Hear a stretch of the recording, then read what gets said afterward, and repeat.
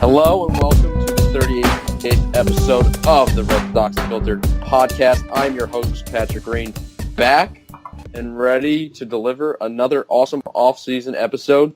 We got a really informative, interesting interview with Eagle Tribune's Chris Mason, Red Sox beat writer, coming up later in the show. Stick around for that. We're going to have a little bit of banter before we get to that, though. Joining me, as always, our lovely co-host, Dave Latham. Dave, say hi. Hello, everyone. Normally, I try to lead in with a clever thought, but I got nothing. So, Dave, you let me down. I look forward to your clever thoughts every time we do it. This is sad. But we are also joined with Chris Drozin. Chris, say hi. Hey. How are you, Chris? I'm wonderful. How are you? I'm doing pretty well. Pressure. He always just comes in with a high, and you're getting that. I feel like there's a little bit more I gotta add on. And I just dropped the ball this time around. You set the precedent, though, Dave. Because with a clever statement every time. Chris knows, he's just going to say hi, and that's going to be that. I'm going to lead off with just, random facts. My first thing was hi. That was the first thing that I did. I was just like, hi. And since then, it's, I can do whatever I want now. And now he's known as the hi guy. Yeah. Did you know in 1992, all three major U.S. presidential candidates were left-handed? Is that true? I think it was 92. One of the ones, either in the late 80s or the 90s, they were all lefties. So, Who were the three? I don't know that. Okay. That's worth a Google. Or maybe it's all three Republican candidates, because I think Clinton was a righty. I honestly cannot the Red speak Sox to their Unfiltered handiness. Podcast. Back to the... All right, so let's just get in here. The big news, that's not really big news, but is news. We also have Twitter questions we're going to get to in a sec, and that'll tie into a lot of the major topics that have happened. Major, in quotation marks, air quotes, topics that have happened for the Red Sox over the past week since we last recorded. But this was not a question, so let's just start off with this. Drew Pomeranz has reached a one-year, $1.5 million deal with the San Francisco Giants. Of course, Pomeranz spent 2.5 years in the Red Sox organization. He was an All-Star in 2017. He was not an All-Star in 2018. But, that's the Drew Pomeranz experience. Now he's found a home with the San Fran Giants, and it's a major league deal. So this is interesting. There's $3.5 million in possible roster and performance bonuses with that deal too. So there's some earning potential with this deal for Pomeranz, and obviously we know 2 years ago he pitched at an all-star caliber level. So there's definitely room for him to get that. But I want to know how you guys, what you think of this deal, and talk about briefly. Reflect on Drew Pomeranz's tenure with the Red Sox. So, Dave, take it away. So, I'm happy for Pom. He obviously had a horrible 2018, but he really was never healthy. 2017, Pom was a really good pitcher. He paled in comparison to Chris Sale, but everyone pales in comparison to Chris Sale. And honestly, we probably don't win the division in 2017 without him there to help out. I think the Padres got a really good deal, or not the Padres, but, I think they got a really good deal here because it's a good buy low candidate. I wouldn't have been opposed to bringing him back on a deal similar to this just because there is a good pitcher in there if he's healthy. Obviously, health's always been the issue with him, but when he's healthy, he's really good. So I'm rooting for Pom. I think that he gets a lot of hate for one really bad year last year, but best of luck in the future, Pom. Was this deal worth it for the Red Sox? I know, obviously, it's still going to take time to actually know that because the guys the Padres got have obviously not carved out a major league role yet. But do you think that in the grand scheme of things, this is going to prove to be worth it, his 2.5 years of meh? Well, I mean, it depends on how much you value, regular season success because, as I said earlier, 2017, we don't win the division without him. So if you like division, winning a division, getting a home playoff series, I'd say so, especially since Espinosa, the guy we traded, looks like he's not going anywhere anytime soon. he's been hurt, and I think he still hasn't pitched in the Double-A level. So, fine. But if you're like, you only do this trade to win a World Series and otherwise it's a bust, then yeah, it was a bad trade. But, I think it was fine. It wasn't great, wasn't terrible. It was fine. What about you, Chris? What are your thoughts on the Drew Pomeranz 1-year deal with the San Fran Giants? Do you think he looked disgusted when he signed the deal? Probably. You think like he just like looked like he was having the time of his life, or do you think like he looked like, I'm all set with this? Yeah, his face was resting. I think he was just whelmed about the situation, But Drew Pomeranz, I loved watching him on the mound. He was a thrill to watch. Very, very, very nonchalant in his body language. Looked like he didn't want to be there mostly. That's all I really have to say about Drew Pomeranz. Though he did have a good run there. Drew Pomeranz.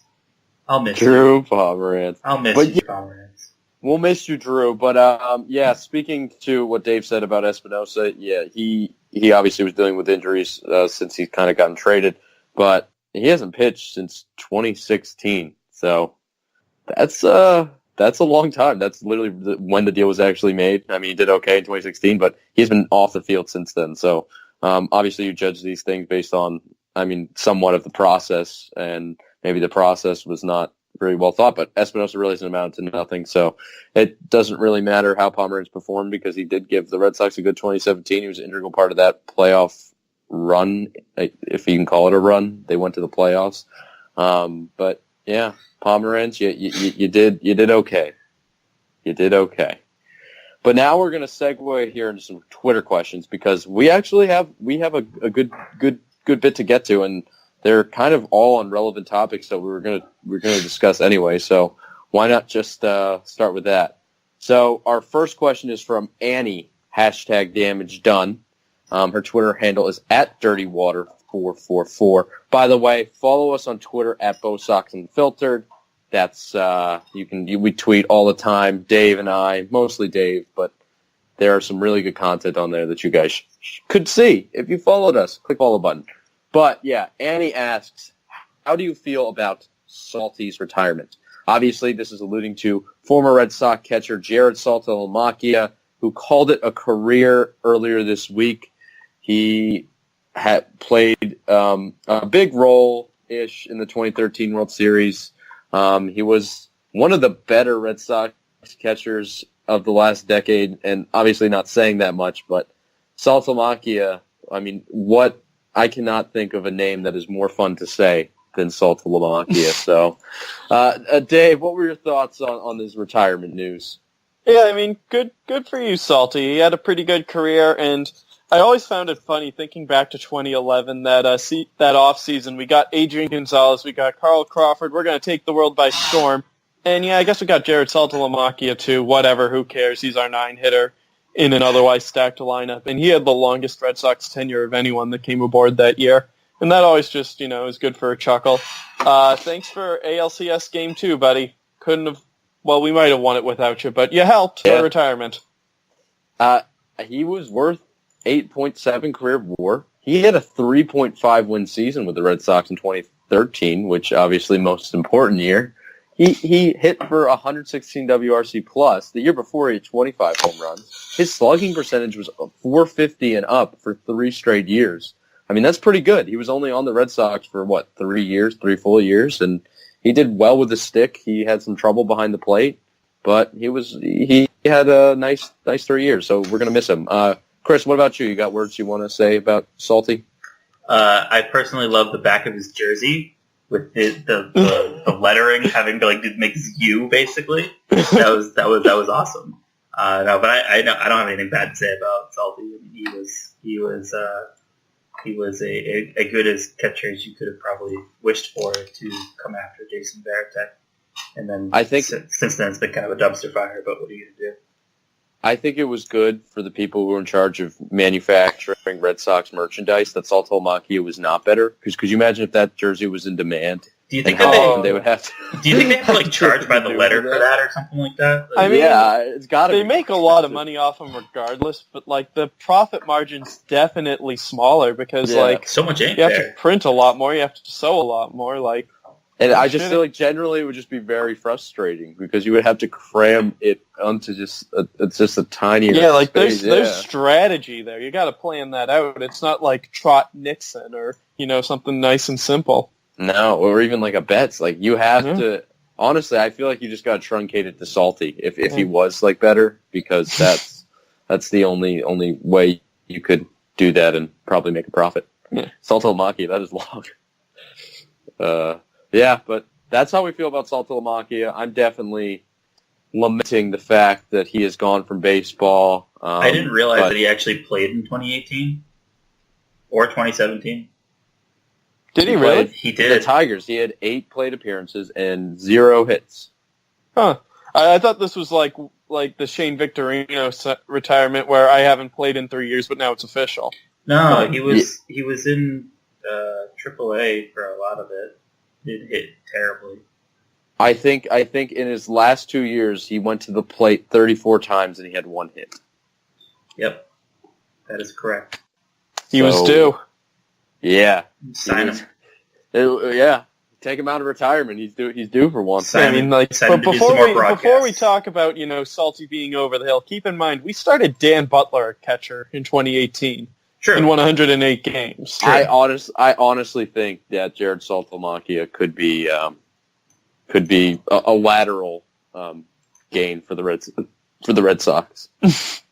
Because I mean, you could probably get like Jason Varitek this very minute, and he wouldn't hit worse than Sandy. Yeah, exactly. But that brings us to our next question from Scott and Dell, who has tweeted at us in the past. How you doing? Thank you for tweeting at us again. He's at the _surfing_guy, and he asked us, what is Swihart's ceiling?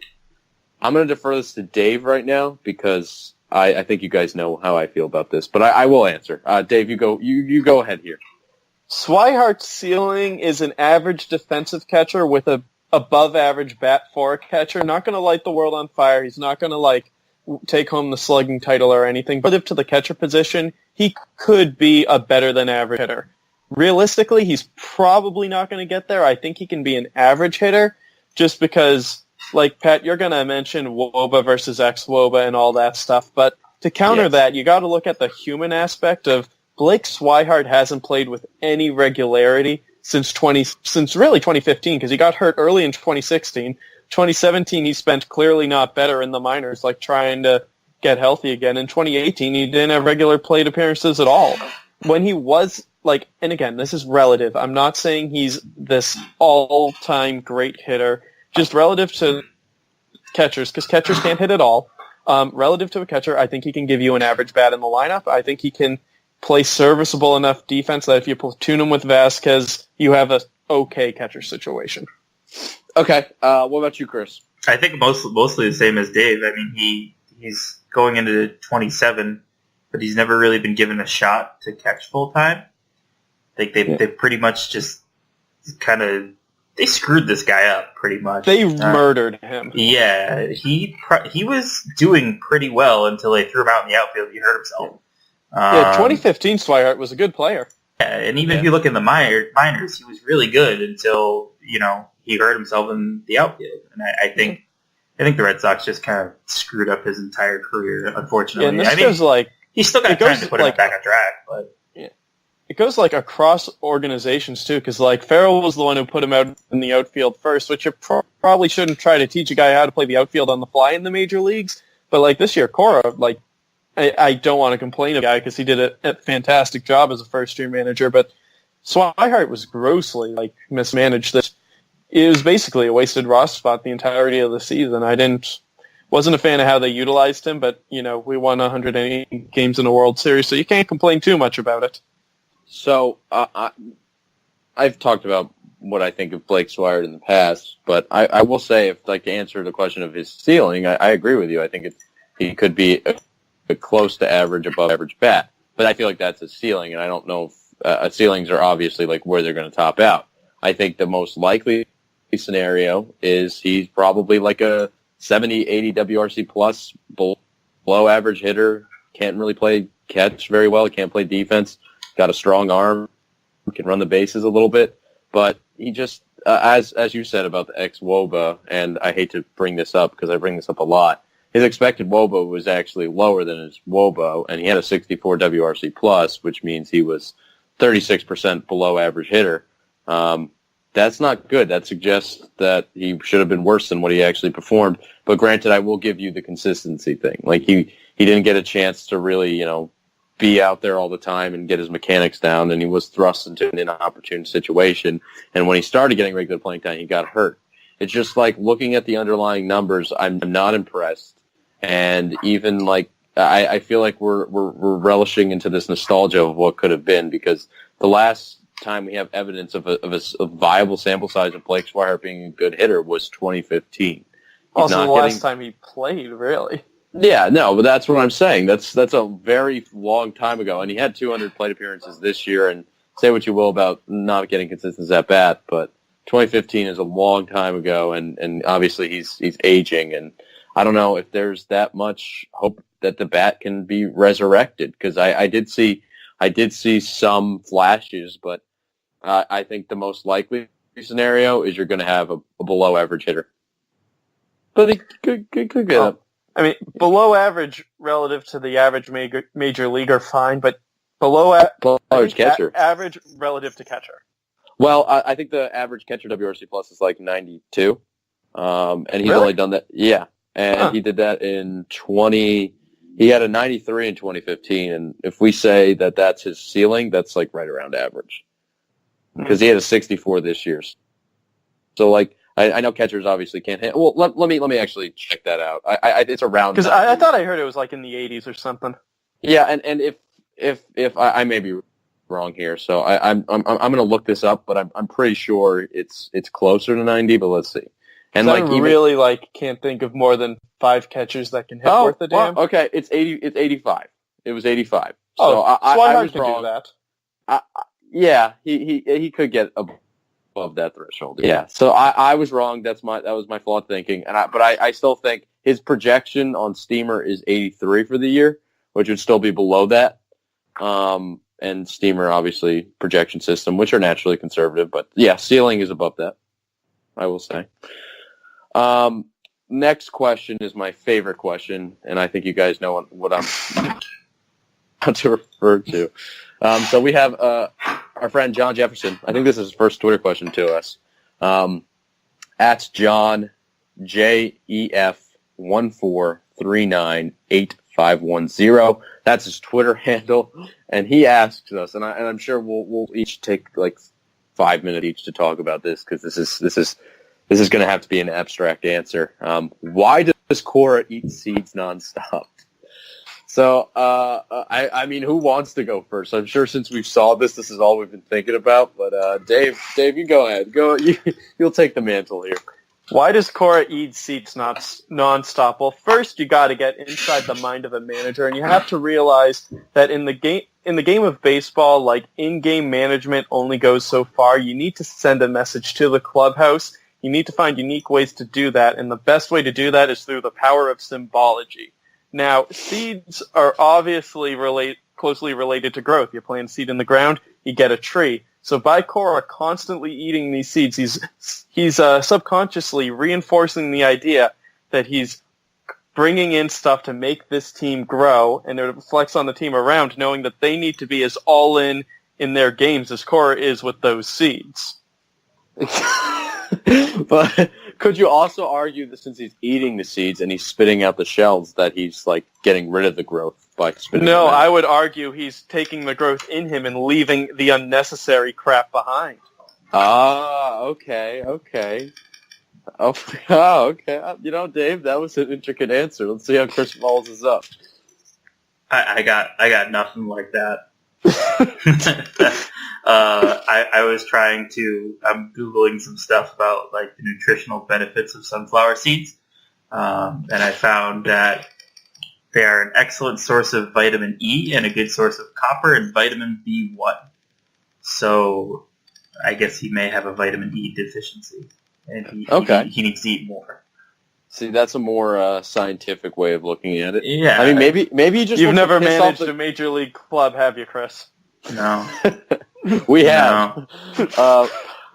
So, I mean, like, maybe theoretically he just wants to piss off the grounds crew because they're the ones responsible for cleaning up all those sunflower seeds. Maybe he wants to make it hard on them. Or my second thought was maybe it's like a calming effect for him because maybe it's like a nervous habit that he does to distract himself so he doesn't get too angsty. It keeps him grounded. It's like a fidget spinner for your mouth. Bad move. Can't show fear in front of the team. Shows weakness. Well, they don't know it's fear. He guises it as a symbol. Well, they do now. I symbology. You, every member of the 40-man roster listens to this podcast. Yeah, exactly. No. I mean, like, on the surface, like, when he goes back and he gives his speeches and everything, he says this is a symbol of growth, like you said. But in reality, he's doing it to mask his fear. Okay. I can work with that. I think it's layered. I don't think it's just surface level. You know, I think there are multiple symbolic things we have to think about. The type of 4D hyperdimensional chess Alex Cora plays on a weekly basis, while the other managers are just playing checkers. Exactly. And not even playing checkers right. They're like eating the pieces, thinking they're Oreos. Yep, sounds about right. So, anybody else want to go? Stay tuned for more hard-hitting analysis. No, I mean, I think these are the questions we need to answer. I'm trying to see what all these different vitamins that are in sunflowers do.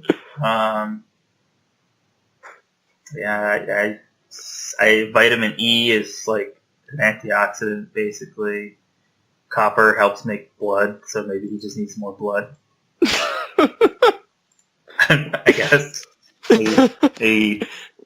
Now, I've got science. I've got one more, and this is probably the greatest theory of them all. Selenium is important for reproduction, the thyroid gland function, DNA production, and protecting the body from damage caused by free radicals.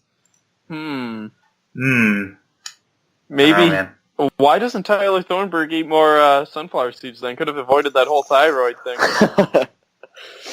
That's a good point. What was your theory, Dave? Might just like the taste. Maybe. No, come on. Don't reduce this answer. It's not possible. Phosphorus helps you rebuild bones.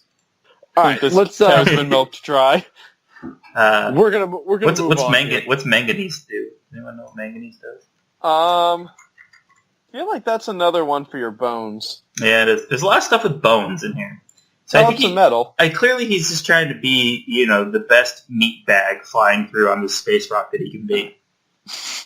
He's probably the 26th man on the roster. Like, if shit got really weird, he'd just put himself in at second base, so he's staying ready. Yeah, exactly. Yeah. I mean, honestly, with the second base depth the Red Sox have, it's not the worst option. I would have rather had Cora play or manage last year than Kinsler, if we're being completely honest about it. I think Cora should try out for catcher. Yeah. I mean, why not? Why not? Hanley had the pads on. Yeah, Brock Holt's our emergency catcher right now. So, we got 3 catchers anyway. Maybe. Stay tuned for that. But our next question is from @SteveCurious2, and this is going to pertain to the biggest news that's happened to the Red Sox this week. Sunflower seeds are the biggest news. Yes, besides sunflower seeds, excuse me. And this is @SteveCurious2 on Twitter. That's his handle. He said a lot, in parentheses, most. Fans are not happy about the Mejia signing. For context, Henry Mejia's had a lifetime ban for failing multiple PED violations, and the Red Sox signed him to a 1-year, $650K minor league deal. He said, I consider it a low-risk, high-reward signing without the need of using a 40-man roster spot or paying big money. Agree or disagree? And he said, yeah, and yes, I agree, the BP does not help still. Okay. What are your guys' thoughts? Dave, go ahead. Yeah, I mean, I see both sides of the argument here. On the one hand, it is just, signing a guy to a minor league deal where if he does something for you, great. If not, who cares? There is potential there, although chances are all of his numbers were accumulated and did outrage. So who knows how good he naturally is? But on the other hand, yeah, seriously, the Red Sox bullpen needs some serious help, and this is the signing you make before the World Series. Like, obviously Kimbrel's still out there, but it sounds like we're not going that route. And, I mean, is this really the best we can do? Because right now the bullpen is Barnes and Brazier, who I like them as setup men. Can they handle being closers? Who knows? Durbin Feltman, who's never pitched above single A. He's going to have to start the year in Double A, but he'll probably be brought up sooner than you'd like. Travis Lakins, who, great promise, but again, never pitched in the majors. You've got, who else? Heath Hembry, Brandon Workman. These are guys that are good early relievers, but you don't want them in anything important. Bobby Poyner, kind of the same deal there. And now you're just bringing in, Medea, who cares? This is seriously what you're throwing at us? This in the hope that Tyler Thornburg, turns the clock back to 2016? Don't forget about Carson Smith. He can't even throw yet. I'm just saying, and theoretically, down the road, Carson Smith is here. But I would like to speak to that. If this is their only move, then that's not ideal. But at the same time, yeah, I agree with Steve. This is very low risk and high reward. We have to remember that this guy was a really formidable back end of the bullpen guy for the Mets for a couple of years there. He does have nasty stuff. I know he hasn't really gotten seriously pitched since 2014, but again, you don't have much to lose here. I don't think this is a moralistic catastrophe like some people are making it out to be. We'll talk about this with Chris in the interview coming up, but I don't know. I think Mejia, look, there's potential here, and that's exciting, and I think there's more of a background in a resume than a lot of the guys who are vying for some of the spots. So I don't think this is a bad deal, and I don't think it's hopefully not the only deal.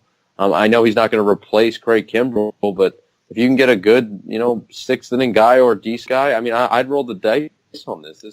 I don't know why a lot of people are so upset with this. I think it's been culmination of frustration that the Red Sox have not done anything in the reliever market, and they've watched these guys like David Robertson go for relatively cheap, and even a Cody Allen, and they've seen Zach Britton, and it's just mounting frustration. But I don't think Mejia should add to Red Sox fans' frustration. I think that he could be a decent chip down the road. So it's kind of interesting that people are getting pretty angry over this. I don't think they're getting angry over the signing itself. They're getting angry over what it represents in the bigger scheme of things.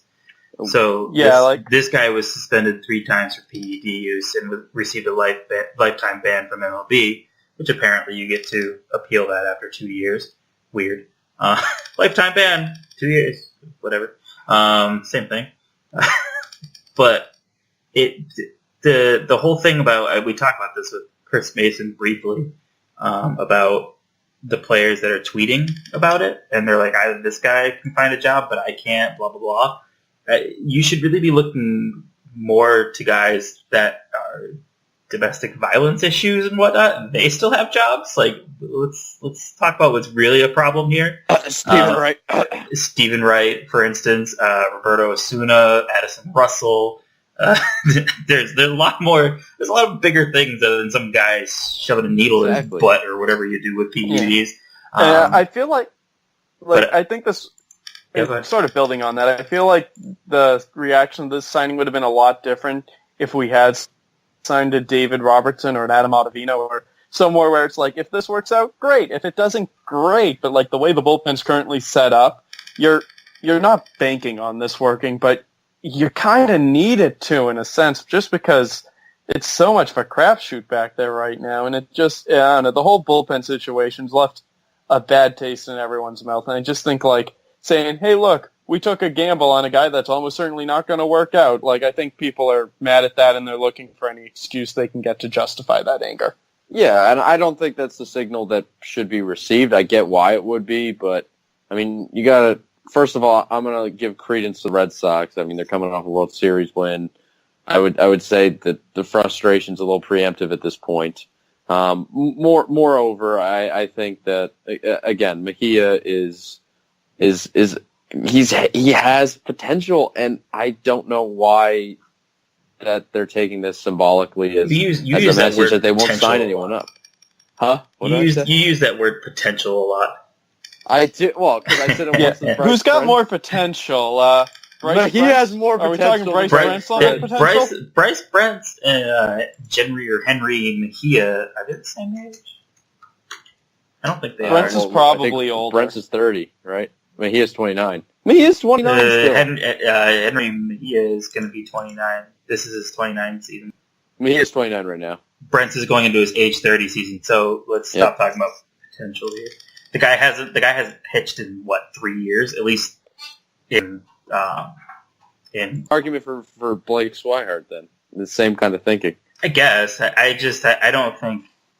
I think the outrage is misplaced, and like Dave said, No, I think it's definitely because nothing else has happened, and this is like the big signing or whatever. But that's what people are viewing it as. It's not.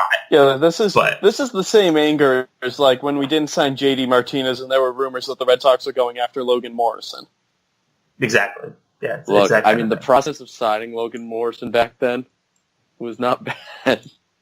Obviously, that would have been a catastrophe. Really happy they got JD Martinez, but yeah, I'm not going to go into the Logan Morrison rabbit hole, but he had potential. Don't do it. Don't do it. Don't do it. So yeah, one more thing before we wrap up. Greg Holland signed with the Arizona Diamondbacks. That was on Chris's wish list. It's been on Chris's Red Sox relieving wish list this entire offseason. But Sergio Romo is still available, and that has been Dave's guy for quite a while now. Dave, you want to talk about your affinity for this man? So, Greg Holland signed. What can we do about it? Sergio Romo! Affinity is a strong word, and after hearing Chris make the case for Holland last week, I actually kind of got more on board with that than Romo. But since Holland's not an option anymore, I am back on the Romo train. It's 2014. It's the Dallas Cowboys, and we are all on Romo right now. So, I mean, again, that was a stretch, and I apologize. But, I cannot emphasize this enough. I do not expect this guy to be great. I expect him to be serviceable at a cheap cost, which is apparently all the Red Sox are interested in. He had a rough year last year when Tampa Bay had a surprisingly good year completely out of nowhere. But, like, if you look throughout his career, he's normally a guy with an ERA in, the mid to high threes, which not great, but, you can live with that. You can easily live with that. So I just think, looking at what else is out there, looking what's probably available for the cost, I think you could do a lot worse than Sergio Romo right now. Yeah, and I talked about Justin Wilson last week. That's another guy, a lefty, who has had put together some good years, kind of was weirdly thrust into a loogie role with the Cubs, though he does pretty good against righties and lefties. Should be another guy that the Red Sox are interested in. But, yeah, Romo, Wilson's still out there. They're falling off the board, though. They're falling Drew off Brees hard. wore a Red Sox hat to a basketball game, so maybe we got him. That tweet did very well, Dave. I was impressed. Yeah. That was a good one. People are desperate. People are desperate. But yeah, that's actually going to do it, guys, for this episode of the Red Sox Unfiltered Podcast. Again, stay tuned for the interview with Chris Mason, Eagle Tribune, Chris Mason, Red Sox beat writer. That's coming up on the tail end of this. But yeah, we'll catch you guys on the other side. Hello. We are joined by a very special guest. We got Red Sox beat writer for the Eagle Tribune, Chris Mason. Chris, thank you so much for being on. We're excited to have you. Hey, thanks for having me. Looking forward to it. Yeah, so we're just going to get right in here. So my first question is I want to get a little bit of background about your career with the Eagle Tribune and as a Red Sox beat writer. How did you get into sports journalism, and how did you land your current job? So it's interesting. Originally, I was never even a journalism major in college. I was just an English major, but I always liked sports growing up, right? So my senior year, I got an internship at 98.5 The Sports Hub. But it's funny. I'm kind of a procrastinator, so most of the time those internships, like you're on one of those shows for all 3 days, like basically just screening calls, going to meetings and whatever. Most of the spots had filled up by the time I did that, So this is back before Beetle was on the midday. It was Gresh and Zoe. So on Mondays, I would do their show. I would do the call screening, the production meetings, that sort of stuff. And then on Wednesdays and Fridays, because there was already someone that was doing that, they had me start writing for their website, which was cool. They were with CBS Boston then, so it was weird. It's kind of like technically two different internships, but it wasn't at the same time. Okay. So basically, while I was there, one day, my boss on the writing side was like, "Hey, you should try and talk to Maz. Like, I know you're not on a show, but like, I know we can be Maz on the radio, but off the air, Tony Maserati's a really nice guy, and I'm sure he'll talk to you about it, right?" Yeah. So we grabbed lunch one day, and we're just talking for a while, and he was like, "Look, there's a job opening at the Boston Herald. It's an editorial assistant. You're maintaining agate pages, which is basically putting box scores in the paper, right? It's like very mind-numbing work most of the time." But he said, "Hey, I started out doing it. Felder started out doing it. Like, I can give him your name if you want to go in an interview." So I was like, "Yeah, absolutely. Like anything to try and get my foot in the door with sports writing." And so I got that job, and then it was one of those things where, so they told me when I got it, right, this is not a writing job. This is editorial. The editorial assistant is like, you're gonna just be putting sports in the paper. And I was like, sure, yeah, no big deal. I'm happy to do that. All the while knowing that like the longer editorial assistants are there, the more they start to finally get writing jobs. So it was funny. I think I went like 4 months there before they gave me my first assignment, and it was like a Bruins development camp, and it was like very general assignment in the sports department, right? Yeah. But then over time, and I had a mindset there where it was like, oh, send me anywhere. Any chance I get to get a byline in here, like I'll write it, right? Yeah. So went from like, oh man, I had a few doozy of assignments there. Like, my first one was like Bruins development camp, which was cool. I was like, oh, am I always going to be doing hockey? Because I really like hockey. Then it was like, no, Chris, we need you to cover figure skating. Okay. Like, there's professional figure skating at the Garden. We need you to go. And I was like, all right. I was like, I have no idea how any of this works. So my story's going to be like 90% quotes. Like, why don't you tell me what happened out there, right? Like, but just really all over the place. So I had like I was doing a little Pats, little Bruins, little Celtics, then a little like way out of left field stuff, right? But by my third year there, so I was there for 3 years. My third year, I'd kind of worked my way up the totem pole and was basically the Red Sox backup beat guy. So like I would do a lot of like I would cover the games, but I would do a lot of the ones that were like kind of dead weekend series that like I don't think the regular writers really wanted to cover, right? And but again, anytime they're like, "Do you want to go cover the Red Sox?" Like, yep, absolutely. So then I ended up getting a bunch of good clips to put together, and then so after 3 years, this job at the Eagle Tribune opened that I have now. It's actually CNHI Sports Boston it's like an entire chain, but we're in like 4 North Shore papers, so it's also the Salem News, Gloucester Times, Newport Daily News. But I interviewed for that job. They had a Red Sox beat opening, and I had the clips, and I've been there this is my 3rd year there now. So that's kind of how I got to where I'm at now. So what was that moment like when you were first able to actually step into Fenway Park and cover that team? Was it intimidating? Was it cathartic? What were you feeling?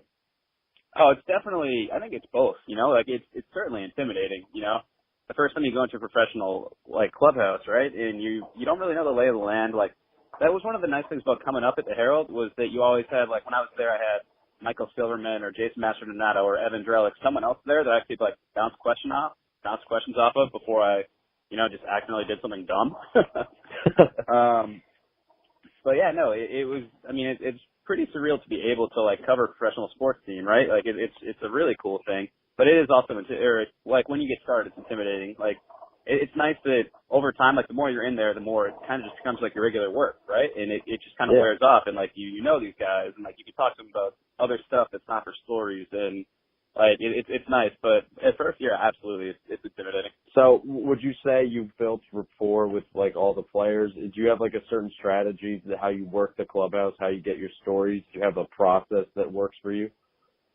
I don't know that it's strategy as much as like kind of just authenticity. Like I think players are smart enough to know when you're trying to like BS with them, right? Like if you come up and like, I don't know, if I talk to like Xander about something ridiculous, like off the grid, but like maybe that I had read somewhere, I think he would know right away, right? Yeah. But if I hear, I forget, when like Clay Buckles, when he was there, we have very similar music tastes, right? And he would clubhouse DJ all the time. So I remember that was one of the first like conversations I really had with a player that was like nothing to do with a story, right? But was like, oh yeah, we can kind of like connect. Like, oh man, like you like this Texas country music? Like, dude, I love these guys. I saw them last year, that sort of thing. So I think just being authentic really lends itself to that. And then in terms of stories, you come up with them a lot of the time, and players are pretty approachable for the most part, right? They're it's not too hard to get them. And then like in terms of like rapport building, spring training is awesome for that, just because after the first week there really aren't that many people down there, right? It's one of those things where like you go the first week, all the TV cameras are there, all the news stations are there, but then that kind of fades away, games start up, and it's really just like a crew of, I don't know, 10, maybe 15 beat writers that are there at a time, and you can work the clubhouse that way. That's very interesting. So we're going to get into the more Red Sox-oriented questions here. Sure. So, Dave, did you have one you wanted to ask Chris? Sure. So my first question, and I think it's the one on the minds of a lot of Red Sox fans, is there an actual plan for the bullpen, or are we just going in like this? See, it's crazy. Like, Dave has said, I don't see a big extension for a closer. He said that since the winter meetings. And it's kind of like, yeah, okay, maybe. But the further you get, I really thought that a guy like Robertson would be perfect. And you look at the money he got, it's not crazy money. You're not giving Kimbrel what he asked originally. That keeps falling, obviously, because the market's not really there. But, I thought a veteran like Robertson on a 2-year deal would be perfect in the sense like he can close, or you can use him differently, and you can kind of have Barnes and Brazier grow into those roles rather than just, kind of like kicking him off the boat and being like, okay, guys, try and swim, like just throwing him into the closer's role. But it's one of those things, like the further you get and the more guys you see come off the board, I mean, it's kind of just Kimbrel or bust right now, right? Like, and I could see Kimbrel coming back on a like much lesser deal, but maybe it didn't end up being like a JD Martinez situation last year, where eventually he just takes a much lower offer. But their spending's been interesting, just because they're flirting with that highest CBT tax, and they're definitely going to go over it at some point. And this is kind of like coming back to last year, right? So they didn't sign a reliever in the offseason, and it seemed like a pretty obvious need. Then they were under the CBT tax, but the trade deadline comes around, and it was obvious that they needed one, right? So then they make trades, they go over it, and here you are. So why not just do that sooner and not have to give up the players? But yeah, as far as the bullpen as it is, they definitely could use a couple arms. Yeah, absolutely. Like, I just remember going in when you mentioned like Dombrowski made that comment about not having a major expenditure for closer. I just thought back to 2017 when JD was still a free agent and Dombrowski was saying, yeah, we like the lineup the way it is. We don't need Martinez, and you kind of knew it was a lie. That's where I thought he was going with this, but the closer and closer we get to spring training, and like you said, everybody but Kimbrel that's good is gone. So it's very strange, I suppose, that this team is so all in on this window, and yet we won't spend a little extra for a closer. And it's interesting, too, like, given all these guys that you have coming up next year, I think you can buy it a little more when he says we're not going to do it than JD, just because that was such an obvious fit, right? And, like, they needed that bat so badly. Like, it was so obvious the first year without Ortiz that they just missed that middle of the order presence. Here, it's like, is he planning for the future a little bit? Like, I don't know. It's almost like I wouldn't be completely shocked if they didn't end up with Kimbrel, but at the same time, it'd be head scratching. They kind of had the perfect storm with the bullpen in the playoffs last year, right? Where the guys that needed to pitch well pitched very well, and then they had all the starters. But that was like everything went right, And you can't do that for 162 games. No, exactly. Absolutely can't. Yeah, I think it's bewildering that Robertson went for 2 years, $23 million, and that's kind of relatively cheap, especially what Kimbrel's probably going to get. And if you look at their statistics, very comparable pitchers. Kimbrel obviously has got he's younger, he's got the better track record, but they're kind of a wash. But I was reading an article from you, Chris, I think it was yesterday, and this is along the lines of the bullpen. You were talking about Tyler Thornburg in the article about him being poised to be a dark horse candidate. Do you think he could kind of fill in the back end of the bullpen?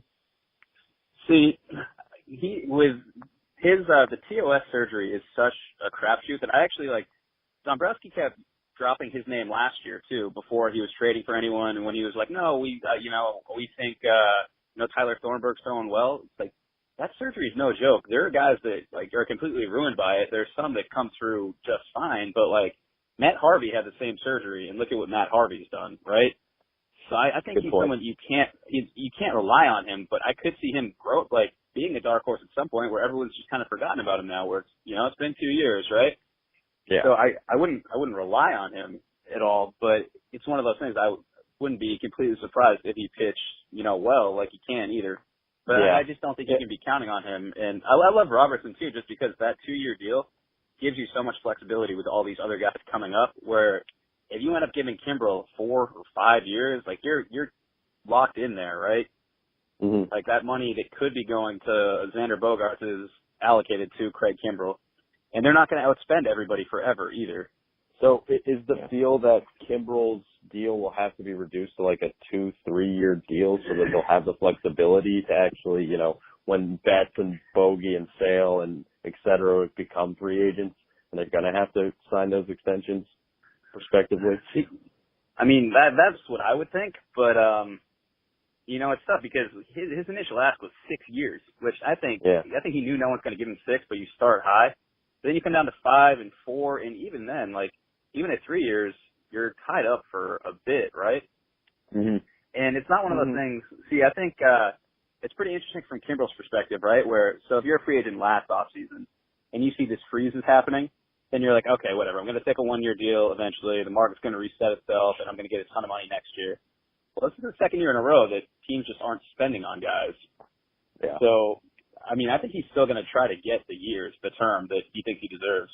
So what would you attribute the second year of market lag to? Because I know that we have a lot of theories, some more concrete than others. But what is your sense of why the market is shaping out where the people in the middle class and even kind of trickling into the upper class of free agents are not getting the money that they, are accustomed to? See, it's a combination of things. I think first and foremost, one of them is tanking. You can look at the pull up all 30 teams right now, and you can point to 10 that actively aren't trying and aren't going to try and sign any of these guys. So right away, you have a third of the league that's not going to do that. A lot of it too just comes down to because baseball has no salary cap, you have no idea how much teams actually have to spend. It's not like hockey where you can be oh well, they can spend up to $82 million or whatever, and they have 70, so they have 12 to spend. It's so hard to tell. And I think some of it is, I don't think it's collusion, which gets thrown around a lot now. That's the word collusion is hot in the streets. I think it's more common sense collusion where, you look at some of these mega deals that have been doled out and they're terrible on the back end. The Giancarlo Stanton deal is going to be awful at some point. Mm-hmm. And so I don't really blame teams for not spending on guys generally. Because a lot of times you get free agents hitting the market at 30, and their best years are either happening right then or they're already behind them. But that's why Machado and Harper are both 26. They should be getting mega deals based on the caliber of players they are and the fact that their best years hypothetically should be ahead of them still. So it's troubling. I mean, the league, it's just not a healthy place right now. Yeah, I feel like everybody wants a Max Scherzer, that kind of thing to pan out, but I think history has shown that most long-term deals, especially as again the latter half, just are not worth it. But yeah, as you alluded to, it's kind of surprising Machado, Harper, who should have a decade of good years ahead of them, or have not signed at this point. Ultimately, we'll see. But speaking to that, and we kind of talked about this a little bit. For the Red Sox have a lot of guys who are going to be making a lot of money soon. Whether they're with the Red Sox or not is we'll wait and see. But I want to know, out of Bogaerts, Betts, and Sale, and there's a lot of conversations about potential extensions. There's a lot of rumors. Who do you think is most likely to get extended out of those three? It's interesting. So if I had to say, like, who do I think the Red Sox want to extend most of the three, it's definitely Betts. Yeah. But I think he's going to test free agency. Like, he's given every indication that he's going to test free agency. But that's still a couple years away. In terms of Bogaerts or Sale, Bogaerts is the one they've reached out to already. But he's also a Scott Boras client, and they always seem to go to free agency, right? Like, that's one of the things that Scott says is test your market, go out there. Yep. Betts isn't a Bogaerts or a Boras guy. He's a different agency. But, yeah, Bogaerts is. So I think he will also test free agency unless they blow him away, which leaves Sale, who they haven't reached out to. But I think with Sale, they're waiting to see if he can put a full season together, right? Because if he shows you that he can do that, there's no second half slide, then you just, break out the Brinks truck, like back it up, give him all that money because he's so nasty. And if he can sustain it, he's the best pitcher in the league. Yeah. With Bogaerts, the thing with Bogaerts is there's just like no internal replacement that you can point to and be like, oh, well, they're losing Bogaerts, but so-and-so's in the system and he's coming up soon. Like, they have nobody close. So I think they really do want to extend him too. But it's just I don't think they're gonna get any sort of discount. Yeah, no, I mean, I wouldn't expect them to. I think all three are obviously gonna get a lot of money. But I mean, it's interesting, and I think I'm kind of getting the sense, that you are, that Sale might be the most likely, just because, Betts and Bogaerts seem like destined to hit free agency.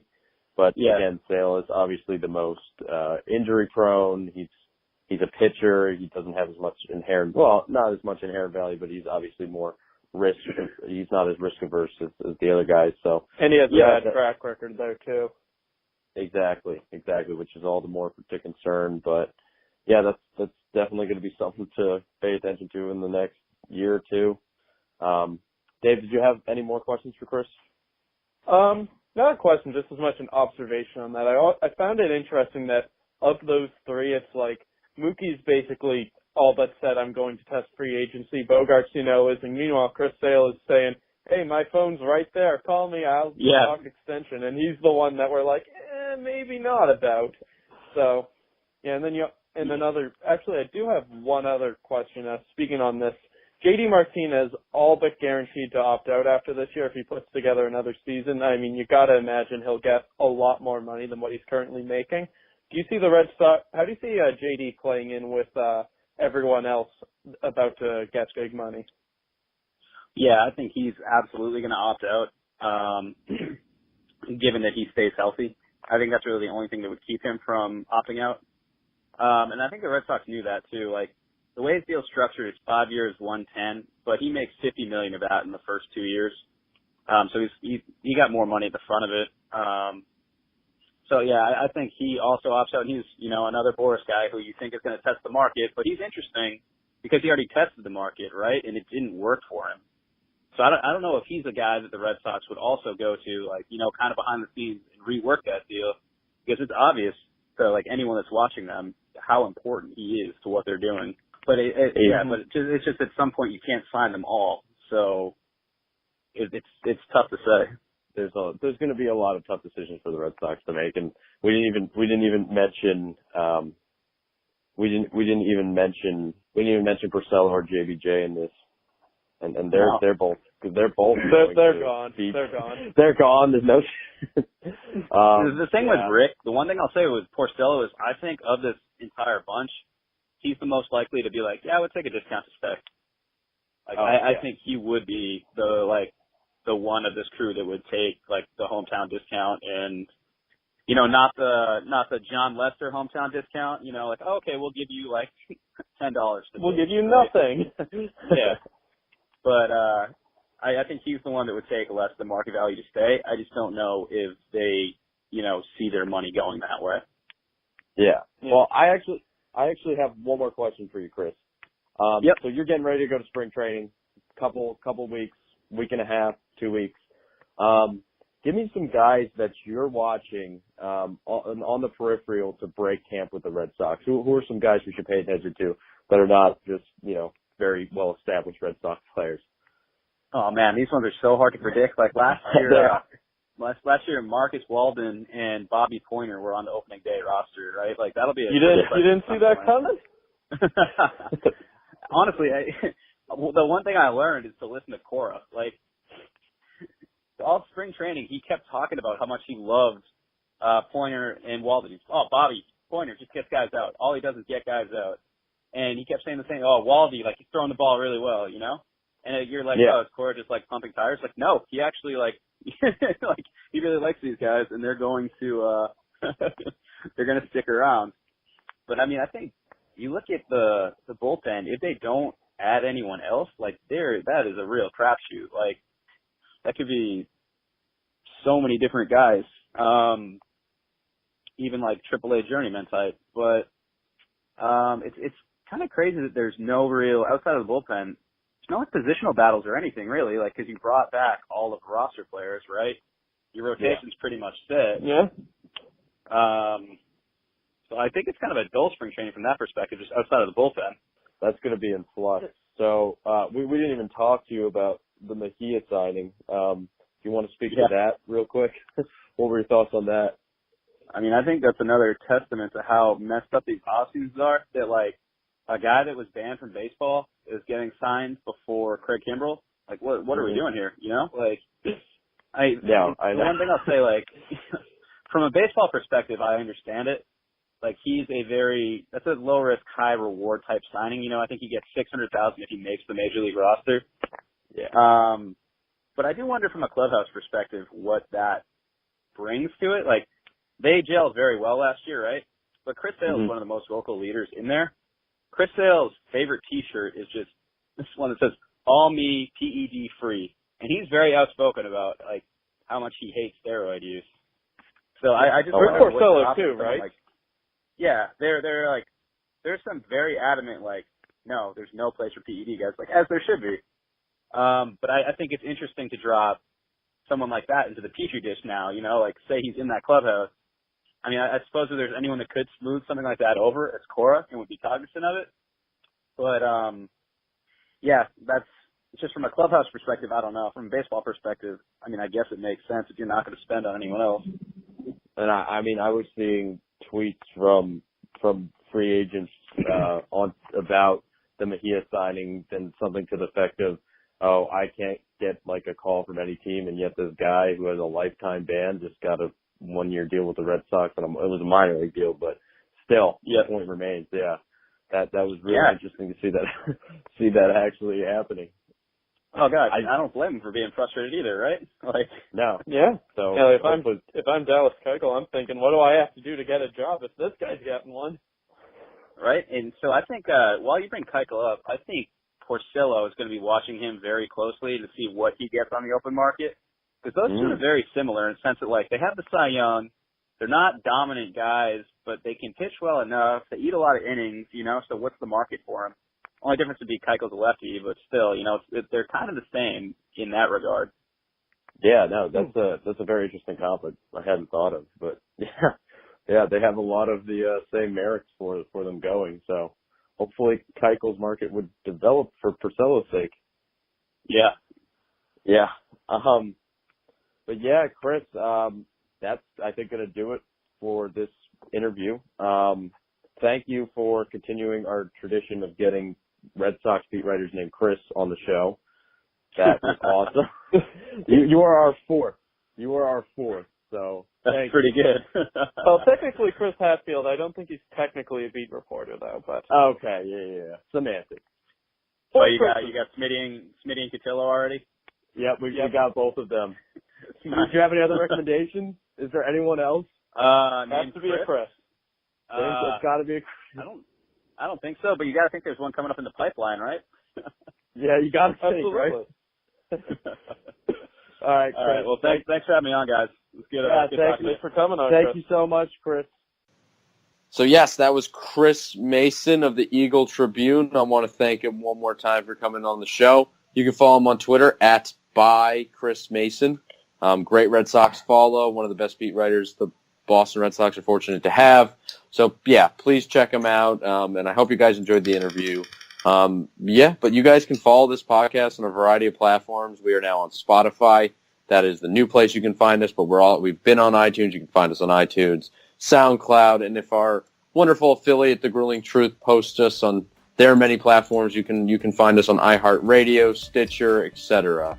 So yeah, guys, thanks for listening to this week's episode. We'll be back again for next week, hopefully with another interview. And yeah, as always, go Red Sox. And Patriots. Boo.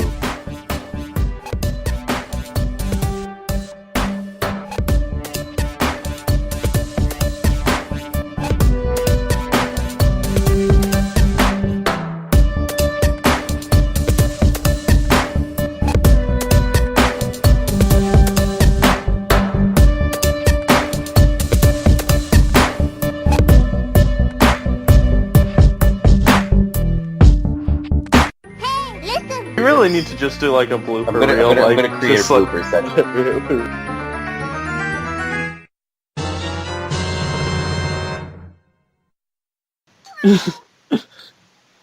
I heard a cat. Yeah, Sears is with me. Oh, my cat's right next to me too. My cat. He just let the glide down next to me and he's screaming because he likes to do that. As long as we don't have 9:56 p.m. pot wrangling going on. Just picture, he was one wide boy. He looks like a fucking wrestler. One wide boy. Such a punchable face, and like I hate I'm judging him because of his face, but here I am. Because I think we gave Chris crap for like talking about Drew Pomeranz's bitch face. Yeah. Well, Chris never stops. That's like a 10-minute monologue against Drew Pomeranz led by his stupid face. Let me tell you about Drew Pomeranz's face. Of course, that's where you come in. How long have you been? How much of this did you hear? Like 10 seconds. Oh, okay. Manny Machado is Machop. I don't know that much about. I don't know Pokemon, so that means you got to. What is Machat? I'm sorry. I'm so sorry. Come on, Pat. Oh, so you know about Pokemon too? How wouldn't I? I don't know, man. I don't Dustin like it. Pedroia It's the is- Monster Inc. thing again. Dustin Pedroia is Execute, which is just a bunch of eggs. I can see it. Trying to find other relevant ones. See, the problem All is the that ones I I know- only know the original 150. I know Charizard. I know Bulbasaur, Jigglypuff, Vegino, No. Pikachu. Snorlax. I was getting to Pikachu. I was just going for the harder ones first. Snorlax, that thing with the red wings, and Pikachu. So you don't know that one? No. In other words, I can visualize it in my head. Ash Ketchum. That's not a Pokemon, that's a character. I know. Trevor Williams responded to it, the Pirates pitcher. He was Was he like, on there? "Can I be a Pokemon too?" she sent him a GIF of Rihanna. He was like, Rihanna is not a Pokemon.